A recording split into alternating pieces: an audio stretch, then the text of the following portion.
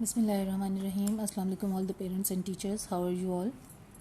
As you all know that we have already done the reading and translation of this unit number 8 of class 1 New Oxford Modern English.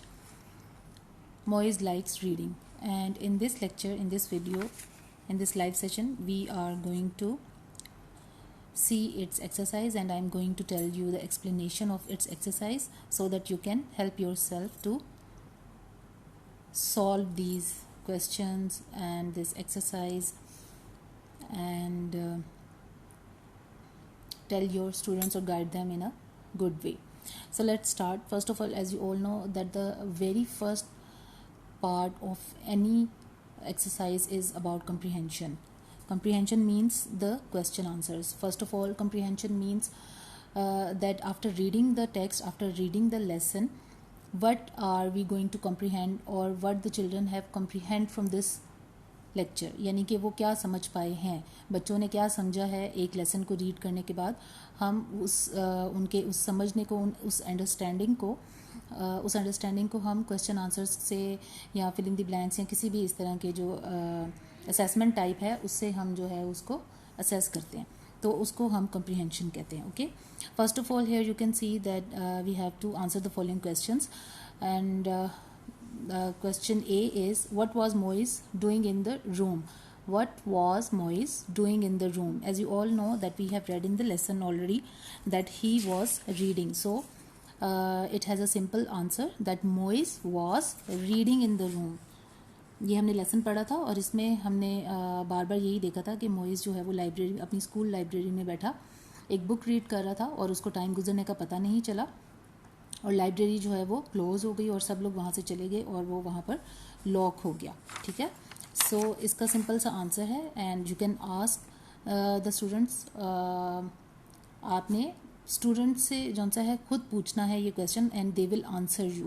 आपने खुद ही उनको पहले से जौन सा वो स्पून फीड नहीं करना. आप टीचर्स हैं, आप पेरेंट्स हैं, आप लोगों को मैं बता रही हूँ कि इसका आंसर क्या होगा, लेकिन आपने पहले बच्चों से पूछना है. आपने बच्चों के माइंड को जो है वो शार्प करना है, आपने बच्चों के माइंड को जगाना है. ठीक है, ये नहीं कि बोर्ड पे लिख दिया और जी क्वेश्चन लिख दिया एंड उसके नीचे उसका आंसर लिख दिया and you are done. No, ये चीज़ नहीं है. आपने बच्चों को लेसन पढ़ाया, अब आपने देखना है कि बच्चों को समझ भी आई है कि नहीं, और उसका बेस्ट वे यही है कि आप बच्चों से ही क्वेश्चन पूछेंगे ताकि आपको पता चले कि जिस बच्चे ने ध्यान से सुना होगा, जिस बच्चे ने ध्यान से समझा होगा, वही इन क्वेश्चंस के आंसर्स जो है वो देने के काबिल होगा. और ज़रूरी नहीं कि वो आपको इंग्लिश में जो सा वो फर बोलें, आप उनको उर्दू में जो है इसका आंसर देने दें. उनका कॉन्फिडेंस जो है वो डेवलप करना, that is the most important thing. ठीक है, उनको बोलने का मौका दें, टर्न बाय टर्न हर बच्चे को जो है वो आप पूछें, उनको रेस करें या बैठे बैठाए उनसे आप पूछें कि ये मैं आपको क्लास की स्ट्रेटजी बता रही हूँ कि क्लास में आपने किस तरह बच्चों को पढ़ाना है. This is for the teachers specially. Okay, so all the teachers listen very carefully. These are the tips and tricks which nobody is going to tell you. Okay, जब आप एक स्कूल में पढ़ाने जाते हैं और जब आप एक डेमो देने जाते हैं, all the teachers are very well aware of all these things. यानी कि आपको डेमो देना पड़ता है, आपको ट्रायल देना पड़ता है. तो उन चीज़ों में मैं आपको सिंपल चीज़ बता रही हूँ because I am also the owner, I am also the principle of a school अल्हम्दुलिल्लाह. तो मैं ये सब, हम लोग क्या चीज़ें देखते हैं टीचर्स में कि उनका कॉन्फिडेंस कितना है, उनकी स्ट्रेटजी क्या है. ज़रूरी नहीं कि आपकी क्वालिफिकेशन बहुत हाई हो और आपने PhD की हो तो ही हम आपको जो सा अच्छा टीचर जो है वो मानेंगे, ऐसा नहीं होता.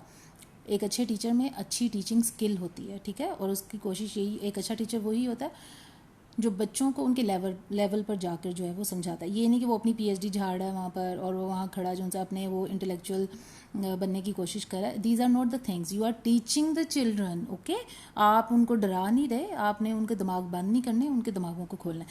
सो टू कट शॉर्ट, मैं आपको ये बता रही हूँ कि आपने बच्चों से पूछना है. Okay, what was Moiz doing in the room? Moise was reading in the room. Question B is, what was the time on the clock? What was the time on the clock? Teachers and parents, tell me. We have already read this chapter और इसमें आप यहाँ पर इस clock में देख सकते हैं. You can see this clock that it is telling the time of 10:05. Okay, तो यानी कि 5:10 हुए थे. तो आपने इसका आंसर देना है. What was the time on the clock? It was 10:05 on the clock. I'm repeating it so that you can right it down. Okay, मैं अगर यहाँ पे आपको लिखने बैठ गई और लिखने के उसमें बताना शुरू कर दिया तो बहुत ज़्यादा लंबा हो जाएगा ये लेक्चर, ठीक है। What was the time on the clock? It was 5:10 on the clock. Okay, इसका सिंपल आपने 1 लाइन आंसर देना है। Question C is why did Moiz not look at the clock before? Why did Moiz not look at the clock before? Moiz ने घड़ी की तरफ पहले क्यों नहीं था देखा? Because he was so busy in reading, यानी वो रीडिंग में इतना मसरूफ था कि उसे वक्त गुजरने का एहसास ही नहीं हुआ, उसने घड़ी की तरफ देखा ही नहीं, ठीक है। तो इसका आंसर मैं दोबारा रिपीट कर रही हूँ। Why did Moiz not look at the clock before? Because he was so busy in reading, he was so busy in reading. Next question is why was Moiz a little frightened? Moiz क्यों डर गया था? Moiz was a little frightened because there was nobody in the room। Okay, इसका answer simple, because there was nobody in the room या in the library। Okay, next question is whom did Moise call on the telephone? Phone किसको किया था उसने, मोइज ने? Moiz called the senior master on the telephone.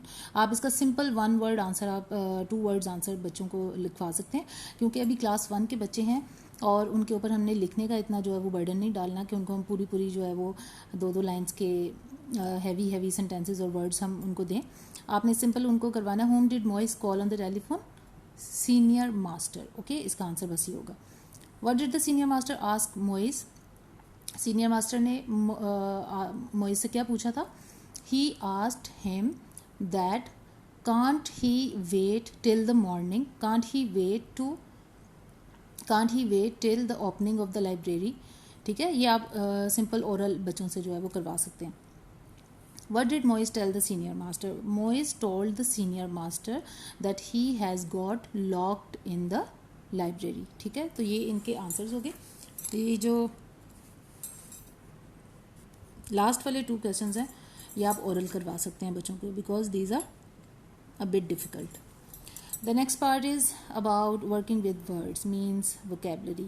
Use these doing words in sentences of your own. Doing words कौन से होते हैं? जिनमें हम कोई काम करते हैं, ठीक है, किसी काम का होना बताते हैं या करना बताते हैं। सिंपल वर्ड्स में इसको हम वर्ब कहते हैं। ओके, नंबर 1 इज टर्न्ड, ठीक है। इस आप बच्चों को जो है वो इनकरेज कर सकते हैं कि वो इन वर्ड्स को इसी लेसन में से जो उन्होंने पढ़ा है उसी में से भी फाइंड कर सकते हैं, ठीक है।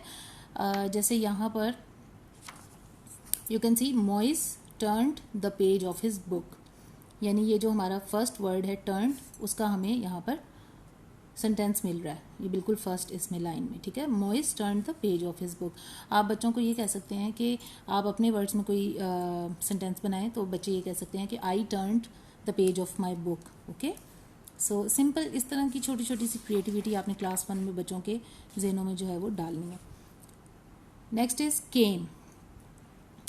केम जो है आप इसमें बच्चों को कह सकते हैं कि जी आप पहले उर्दू में सोचें, एक सेंटेंस जो है उसको अपने दिमाग में, अपने ब्रेन में, अपने माइंड में उर्दू में सोचें और फिर उसको ट्रांसलेशन करें आप इंग्लिश में। तो इस तरह बच्चे जो हैं ये सब वर्ड्स जो हैं वो ईजिली वो कर सकते हैं, उनके सेंटेंसेस खुद बना के आपको दिखाएंगे। Next part is about grammar and learning about language, means grammar. Doing words, इसमें हम पढ़ेंगे आज ग्रामर के पार्ट में। डूइंग वर्ड्स कौन से होते हैं मैंने आपको पहले बता दिया। The underlined words in these sentences are doing words, they tell us what the people are doing. Okay, read these sentences. Bilal drives a jeep every day. Drives जो है इसको अंडरलाइन उन्होंने किया हुआ, it is underline because it is a doing word. Okay, Rahim is playing football now. Playing is underlined because it is a doing word. Yesterday Mr. Smith worked hard. Worked यानी उन्होंने काम किया. That's why it is underlined because it is a doing word. So the exercise related to it is underline the doing words in the following sentences. You have to ask the children. You will ask the children to read the sentences and then underline the doing words themselves. Okay, आपने उनको spoon feeding नहीं करनी। Do not spoon feed the children. Part A is ये मैं आप लोगों के लिए बता रही हूँ, टीचर्स और पेरेंट्स के लिए। ओके, लेकिन आपने बच्चों को इसी तरह फ़ौरन से नहीं बता देना, आपने बच्चों को पहले करने देना। Okay, my aunt likes oranges, इसमें क्या चीज़ जो है वो वर्ब के तौर पे होगी. इट इज़ सिंपल, पसंद करती हैं means likes. It is doing verb. My aunt likes oranges. She is eating an orange now. Simple, eating. Yesterday she went to the market. कल वो बाजार गईं.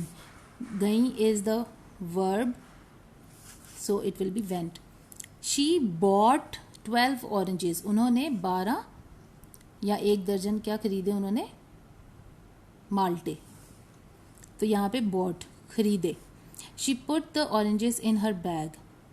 उसने या उन्होंने अपने वो जो माल्टे थे वो अपने बैग में रखे. ठीक है, put will be underlined. The oranges fail out on the road. Fail out, गिर गए. अ बस स्क्वैश्ड देम फ्लैट. एक बस ने उन्हें कुचल दिया. स्क्वैश्ड का क्या मतलब है? कुचल दिया. तो it will be the doing verb. Next part is listening and speaking. Read the following words carefully and repeat them aloud. Dress, drink, drive, crow, crop, cry, frog, friend, fry, flew, flat, flap. ये आपने पढ़ाने के बाद फिर बच्चों को ये कहना है कि add these words to the list above. This word is flag. तो ये कहाँ पर आएगा? इस वाले में. ठीक है, क्योंकि इसके फर्स्ट जो 2 लेटर्स हैं they R F and L. Okay, so it will come here flag. This is drop. It will come here drop in the DR section. This is frog. It will come here in the frog section, FR section. This is crab and it will come here in the CR section. So this was the exercise of Moise Likes Reading, unit number 8 of class 1, New Oxford Modern English. In the next lecture, we will do the next chapter, and till then take care. Allah Hafiz.